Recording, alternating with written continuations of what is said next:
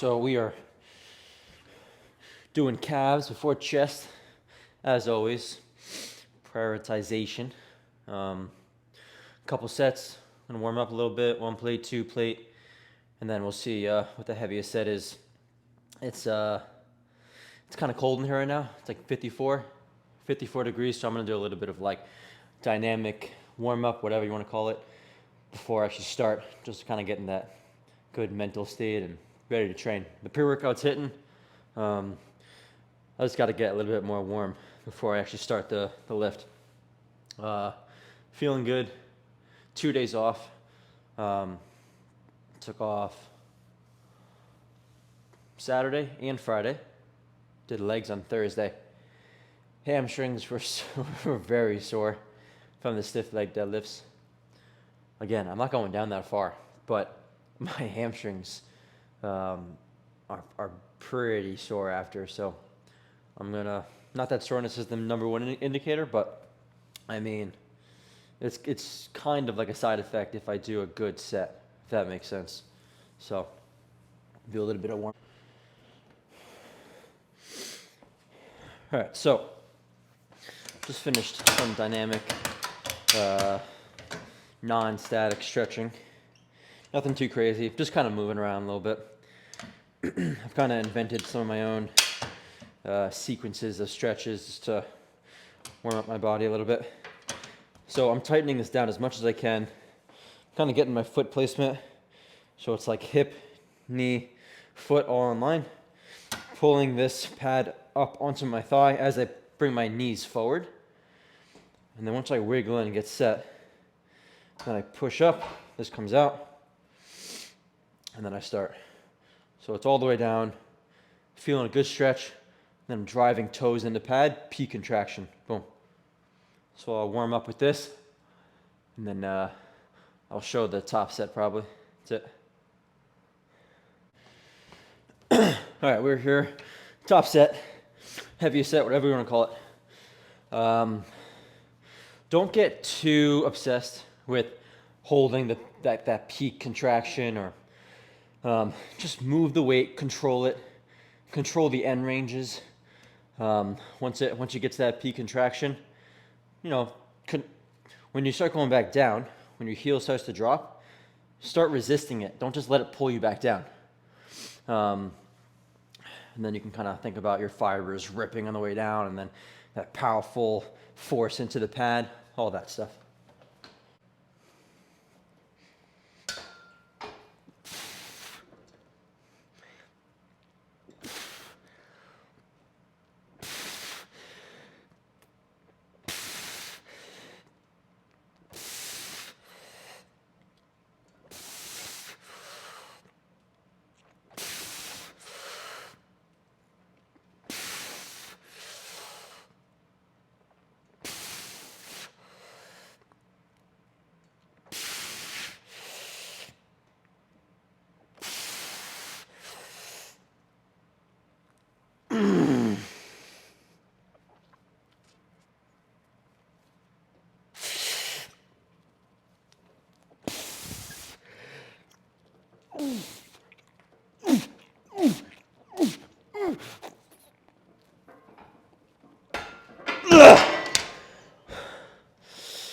Ooh.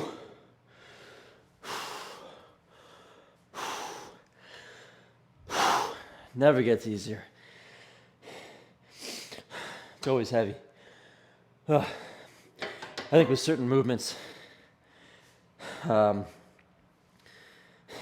not going to progress as fast, like visually in the weight. Like if you're going to do like a wrist curl, or whatever you want to call, like a reverse wrist curl with 20 pounds. I mean, you're not going to go to 30, 40. It's not going to be like going from 80 to 90 on a dumbbell press, because the percentage is different. If I add 10 pounds to a 100-pound dumbbell press each hand, then that's 10 pound increase.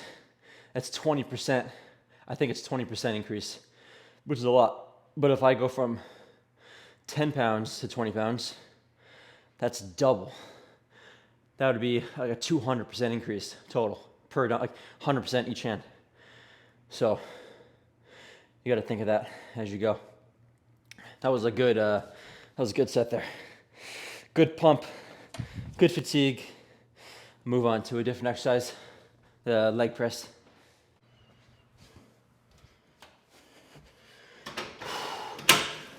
So it doesn't really matter, I don't think, whether you do like a straight legged calf raise and then a bent leg, but I kind of like doing the seated first. It's almost like in my head like an isolation. I don't know if that makes a lot of sense, but in my head, I'm kind of fatiguing the calves, and then I'm bringing in the whole leg, kind of like I'm doing like a fly, and I'm going to like a big press. I mean, in my head, I'm kind of thinking like that. They're both good movements to do, and you got to train them both hard. And I think that's the key thing. One's a soleus exercise for the most part. This one's more of a gastrocnemius, which is more like that ball up top. So I made a mistake of training only seated calf for a little bit, and I think I should have been doing both, but now I know. So once you've warmed up on the seated, I don't think you need much warm up on this. Just one warm up, feel it out, and then go up to the heaviest set. So pretty much straight leg. Let the heel drop below parallel. Push in. Below parallel, feel a stretch behind the knee. Boom. You can bend the knee a little bit. It's a weird stretch if you're too straight.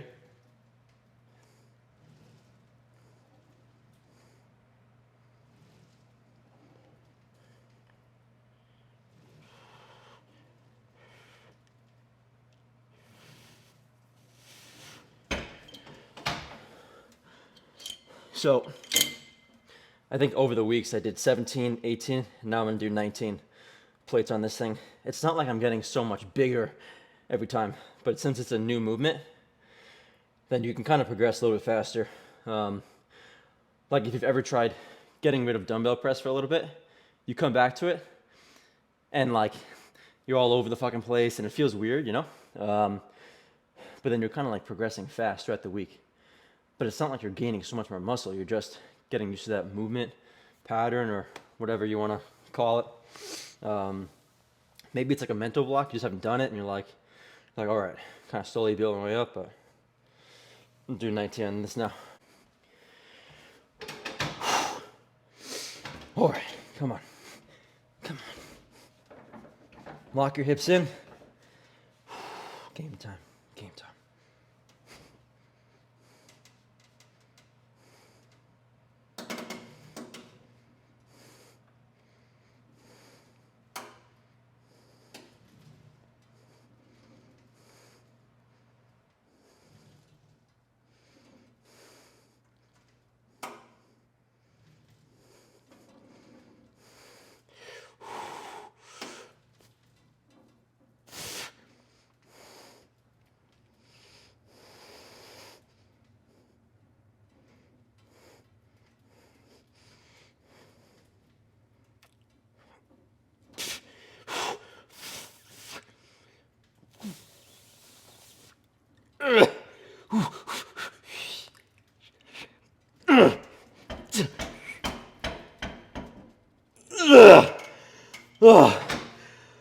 Oh, holy shit.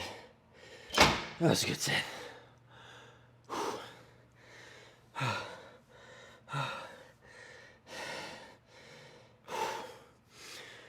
So, as many as you got full reps, and then kind of like bang out some partials. As I'm doing the partials, the stack is kind of hitting the bottom, but I mean, I don't really think that's a big deal. I'm trying to just wring out that last little bit of juice I got. And then there's like an isolation hold at the end when the weight stack's not even moving, just to make sure there's nothing left. Calves are pumped, swollen. Move on to chest, incline press.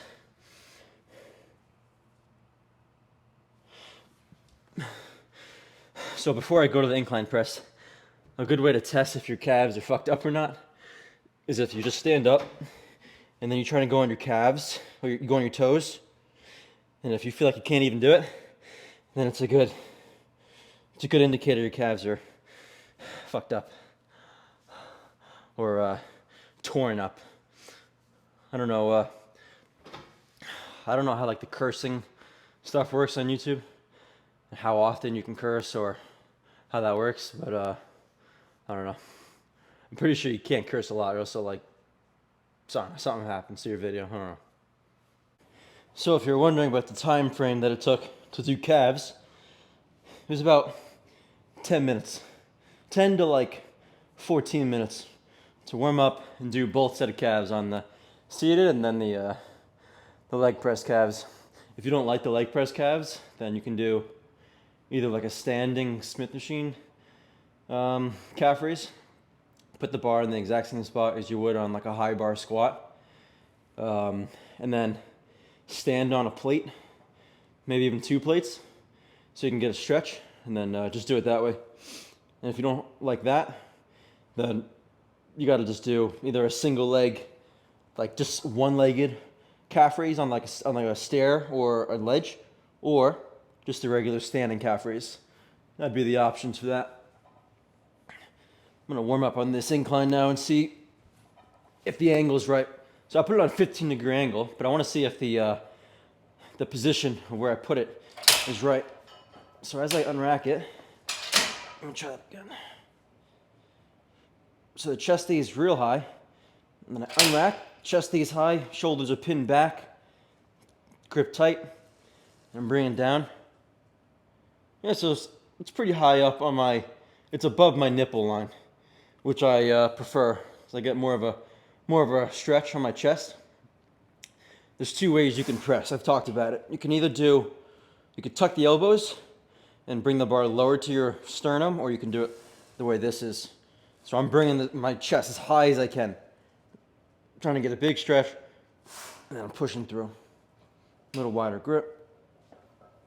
It takes a second to find the right pattern.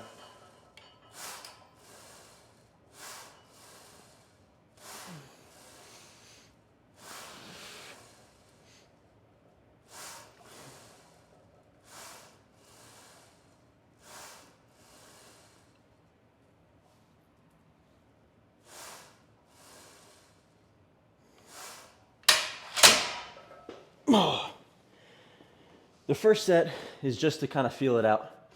Not trying to get a pump really. I'm just kind of moving it. It's almost too light to really feel what I'm doing. But once you put on a quarter or a 45, then you can kind of do that as like a primer set. And then do one more set for like a feeler before the heavy set. Pressure into upper back right now. Dig in, and then unlock.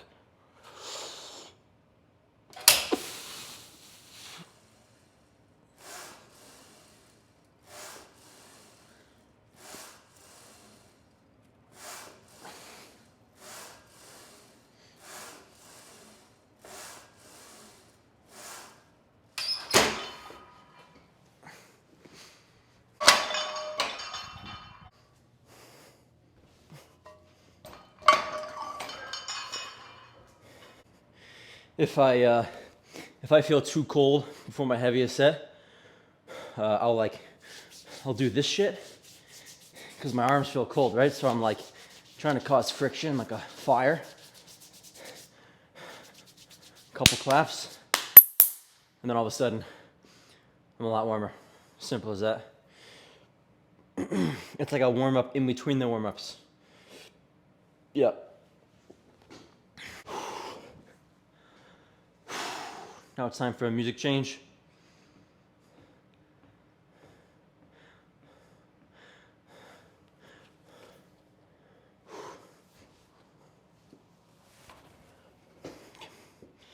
I'm gonna do 2 here. Just feeling it out.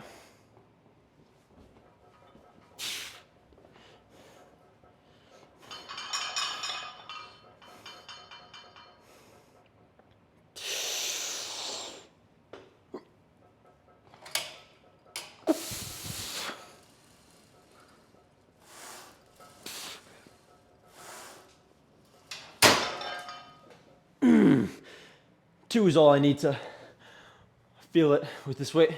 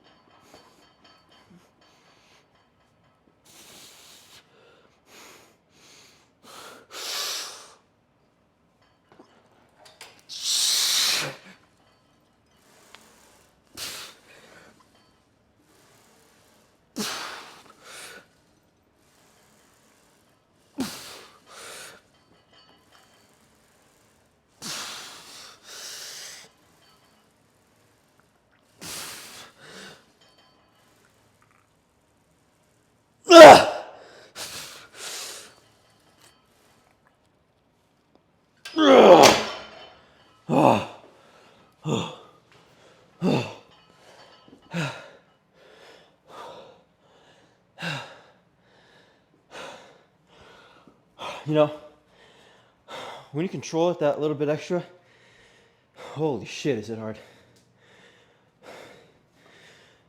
So last week, I think I did 9, but I was moving it faster, and it was a little bit lower on my chest, and you get a lot more power when you do it that way. So it can be a little bit of a mental block. You think you're getting weaker or fucking shrinking, you know? But I mean, I think I get more stretch on my chest. So it might even be doing more for me. I mean, muscle gain wise, maybe not strength, but I'm building strength in that weak position, or at least trying to.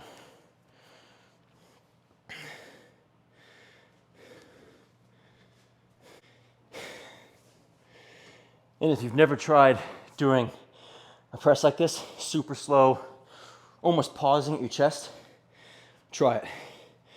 I mean, you'll be a lot weaker, but you might get a better feel in your chest, potentially, so just give it a try.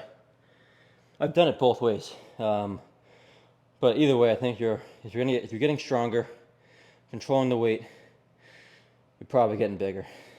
If you're increasing the weights, or something has to be increasing. Or your execution is way better.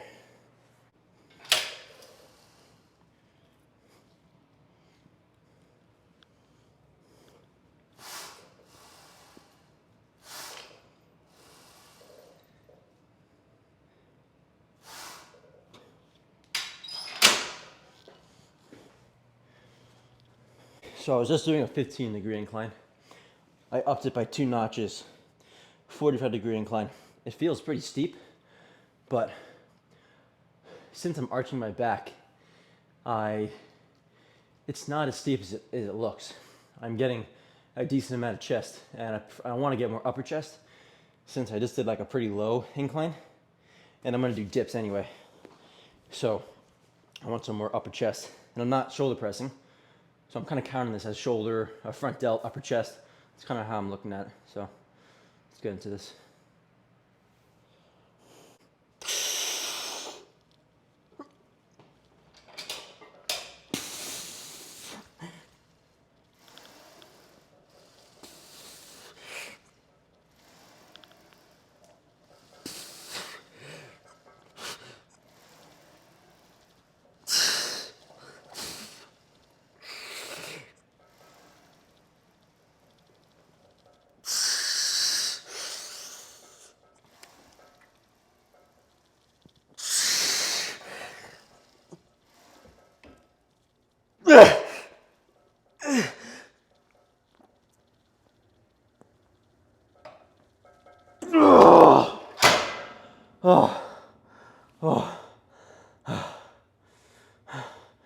Holy shit. All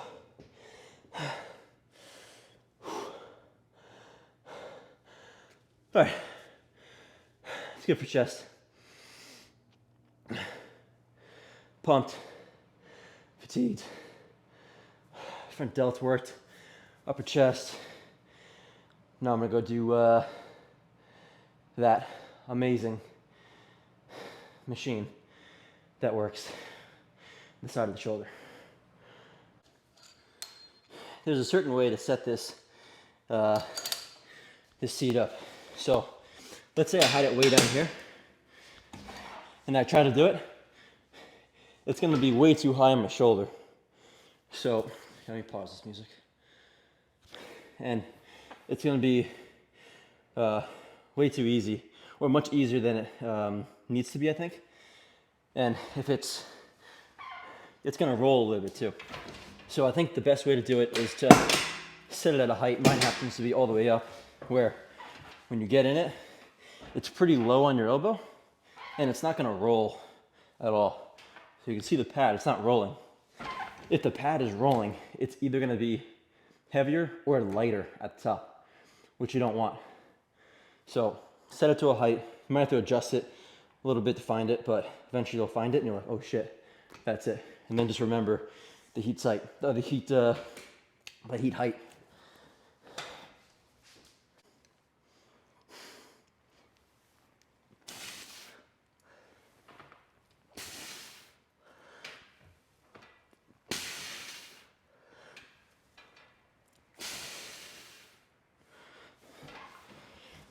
Some people do a lot of warm-ups even after their first exercise. So sure, I didn't do any shoulder exercises directly yet, but it's a side lateral machine. It's not too dangerous. It's not too, you get in it, you move it. It's not a lot of warm-up necessary. So did one warm-up and then I'm gonna go up to the full stack.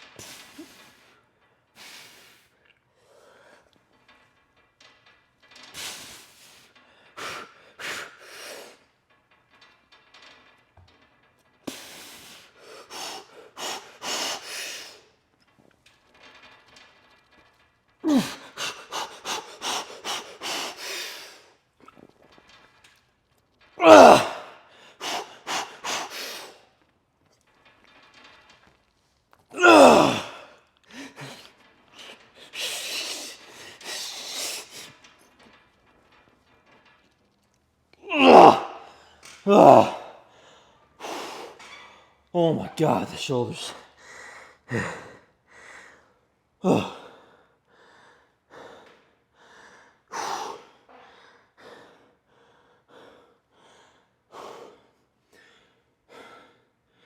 Obviously the goal is to just train the side delt, but your upper trap is gonna get involved a lot.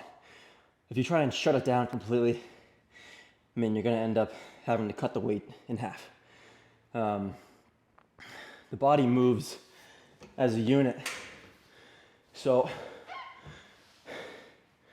for example, when I do a chest fly with, anything, my bicep is gonna work.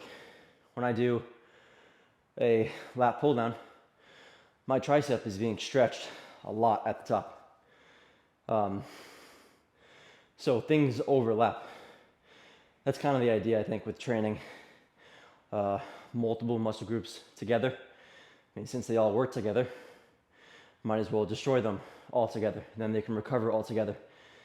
Like if you do chest one day, and then back the next day, then shoulders the next day, then arms the next day, your triceps and biceps never really get a full rest. No matter what, I think your genetics will take you the furthest. You could have a shit split.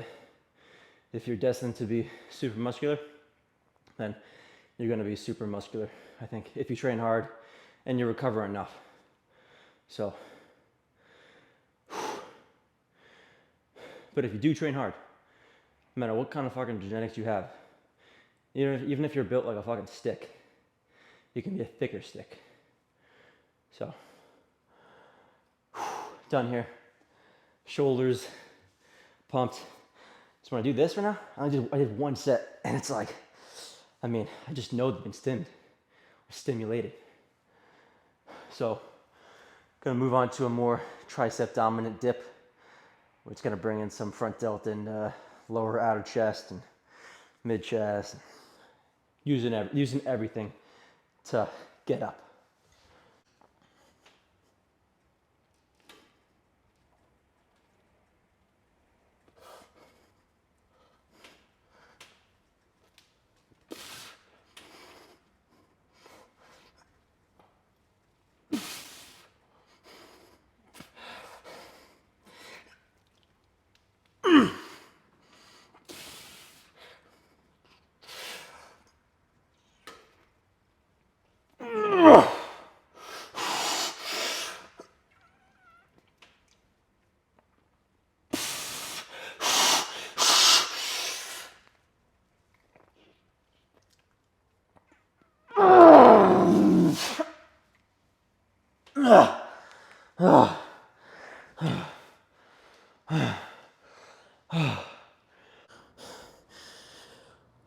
So that dip went really well.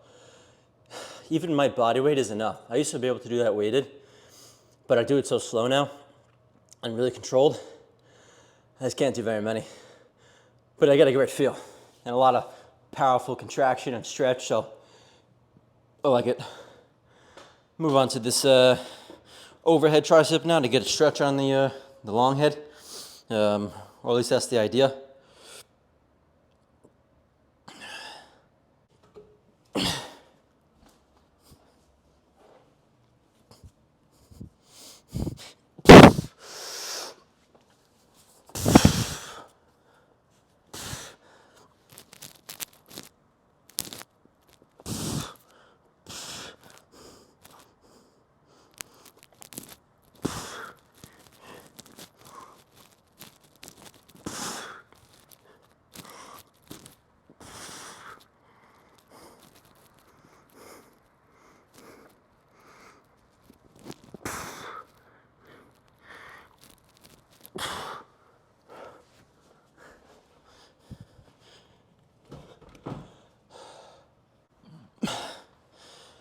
So I did 45 pounds just to kind of feel it out. You can play around with this exercise. Sometimes, like as I go behind my head, I'll actually push my elbows even more behind me. So like this way, to get a little bit more stretch. Sometimes I don't. But I mean, your arm being overhead is probably enough of a stretch already.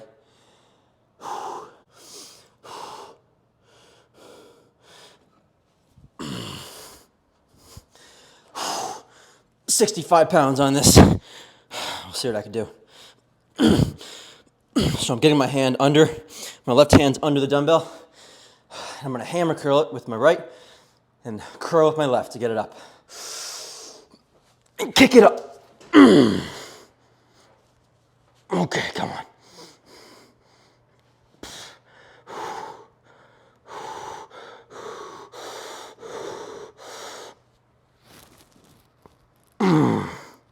Okay, come on.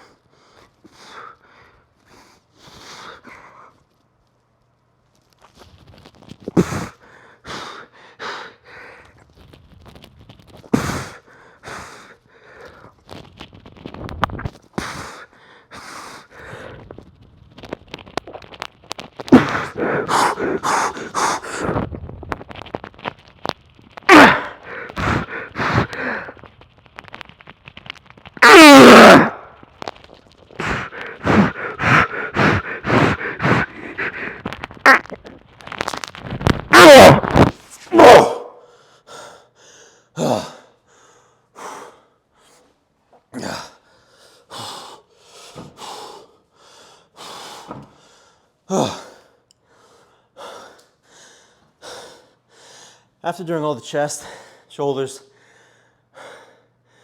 triceps are fatigued. I think I got 6 maybe. But I know it was a good stretch, good powerful force into the dumbbell to drive it up. As many as I could. And then the last one I tried to do a negative. If I held it any longer, I wouldn't be able to get it back up. And last time I got stuck. And I almost couldn't get the dumbbell back to my leg. So I did like an isometric hold until it was about to go, and then I got it over my shoulder last second. Oh yeah. Contract the triceps. They're shaking. Means they're stimulated. The workout took about an hour, a little bit longer than I want. Just sometimes I rest a little bit too long in between sets.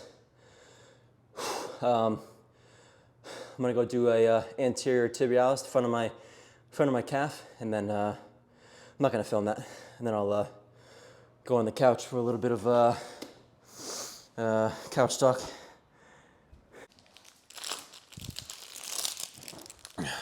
All right. Let's talk about the training for a second.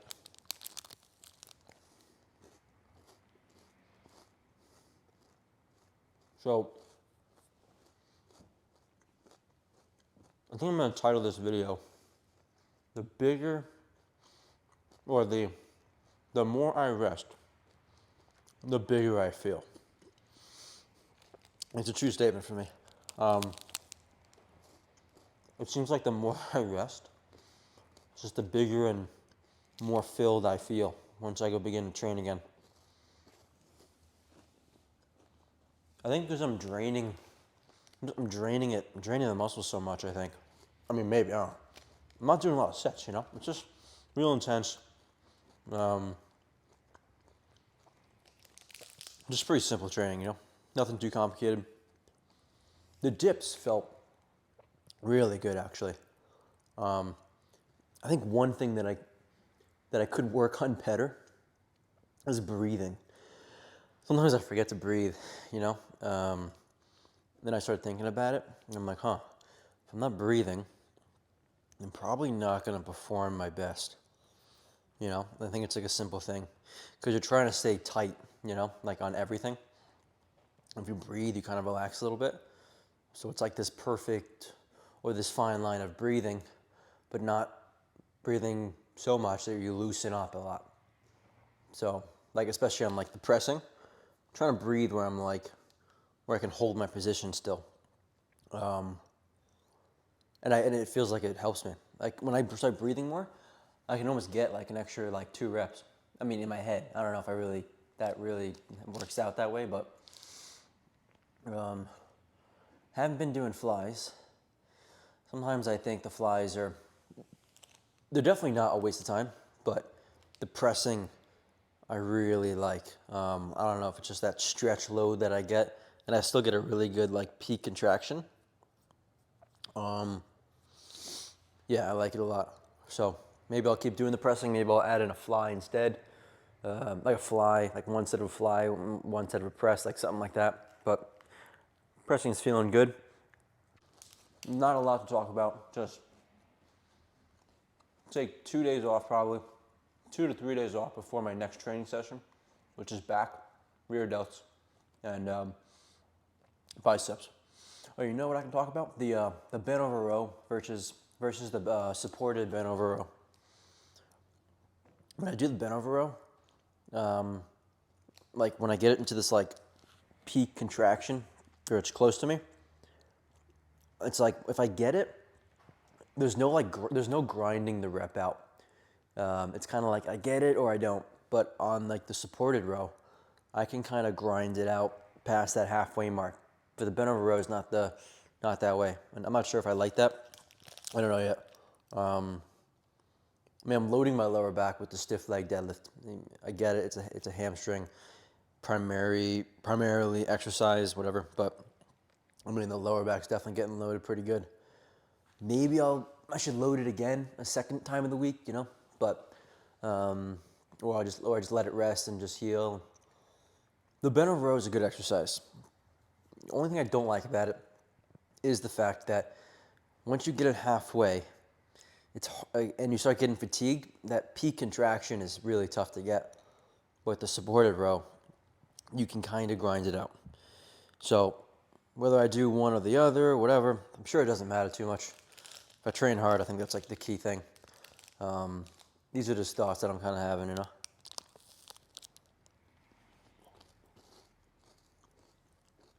And as always, the chocolate mint, zone perfect protein bar. I either have the chocolate mint or I have the fudge graham. But the chocolate mint's been hitting different. A meal that I've been doing, which is pretty good, is one or two of these. The fudge graham ones might be even better with it. And then yogurt mixed in a bowl. And you break this up into small pieces. It's like a dessert. It's pretty good. I did it on my last diet. It kind of gives me that feeling of like a dessert craving. So I'll be adding in that meal probably. But my meals, I should probably show one of my meals. I eat a lot of pancakes. Now, whether that's the best thing, doesn't really matter to me. I like it. Protein, carb, fat, it's good on it. It's like 30 grams of protein I can get from my calories. It's great. Every once in a while, I kind of stumble on a food or like a like a secret. It's kind of like the secret for me. I know there's no secret really when it comes to dieting, but when I remember I had a raspberry jam, like a diet one or a sugar-free one, whatever. And I was like, the calories were like fantastic on it. It was like basically free calories, 10, 20 calories per serving. And I could just eat like so much of it. And it's like, this is like almost like a cheat code. Once in a while I find a cheat code. That's what I'm saying. And the pancakes is also another cheat code for me. Those are the only two things that I've really found to actually be useful. Everything else is just dieting, but those two things are really like it helps me stay focused and not crave certain things. Kinda. I mean, you're still gonna be hungry, but those two things really help me. So other than that, I'm gonna keep this couch talk a little shorter. I'm gonna go play some pool now and see if I can spin some balls, whatever. Top spin, back spin, side spin, whatever, all that shit. And we'll see how I feel for the next training session. 2 to 3 days off is kind of like the secret for me. I've been saying it, but the more I've been doing it, 2 to 3 days. That's the sweet spot for maximum healing, maximum healizations. That's even a word. I'm gonna keep doing it, and we'll see what happens. I know once I diet down, it's not gonna be like a miracle. All of a sudden, I'm like 10 pounds heavier, but maybe I'll be a couple pounds heavier. We'll see.